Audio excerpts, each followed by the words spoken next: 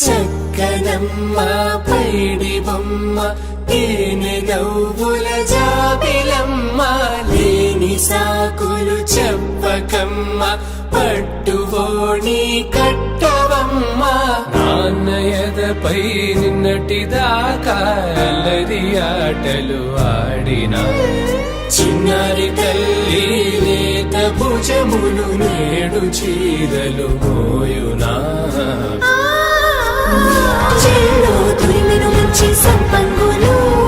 మెల్లో మిలమిల మెరిసే హారములు అల్లో నీరెళ్ళంటే ఆ కన్నులు అమ్మ ఒళ్ళో కంటాయంట తన కలలు